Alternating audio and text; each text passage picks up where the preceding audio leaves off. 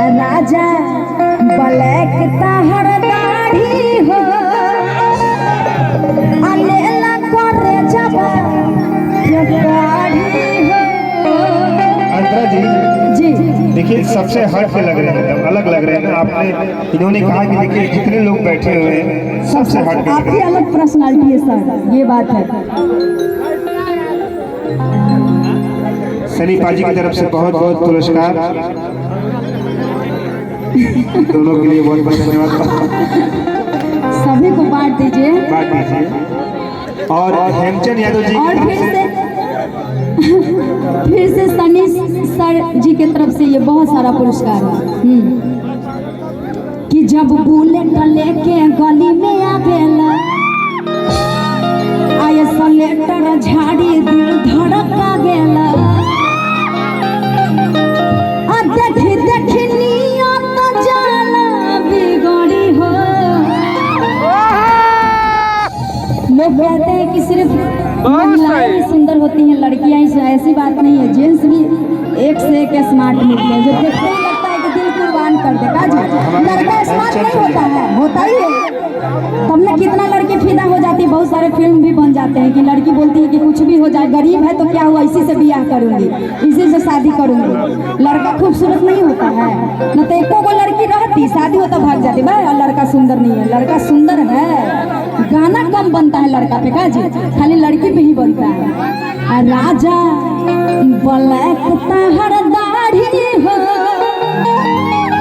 अनेला करे जवान के काढ़ी हो। कि जब बुलेट लेके गली में आवेला